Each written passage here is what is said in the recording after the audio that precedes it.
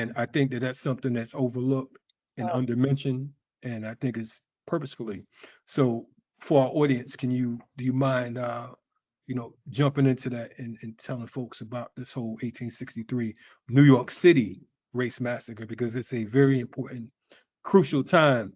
Uh, we often hear about the South and all the racism in the South, and it's looked like New York was the place to go and the place to be, so on and so forth. So touch on that if you don't mind. We know yeah. you got down in the book. Yeah, that's a key example of exactly what I'm talking about, where you've had so much potential for white workers and people who were still arriving at their whiteness. So you had Irish immigrants, you had people from Eastern Europe who were coming over and weren't yet fully considered white. But this was a part of the codifying aspect of race and how it is um, less about like genetic just predispositions and more so a project of race making. And this is one of those race making projects where, and it was so horrifying to read. So I went through newspaper archives to just get original sources and original stories of what was happening at this period. And essentially, there were protests against the Civil War.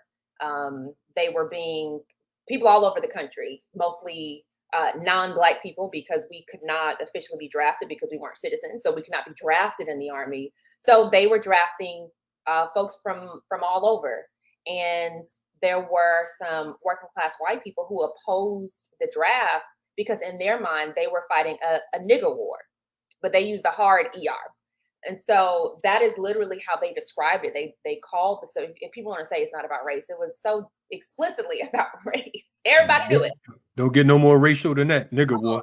Nigger war. So that was how Leslie Harris, a historian who actually used to be at Emory, my alma mater, that was the way that that was through her research that she found out that this was a part of the thinking about the war. And so white people didn't want to be working to free us because they were busy in the factories, they were struggling too.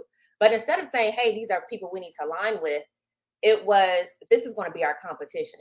If black people get free, that means they're going to come up here and compete with us for labor. So this story in the book is what lays out the race and class conversation about how crucial it is, because it's been fraught for so long, and how do we overcome it.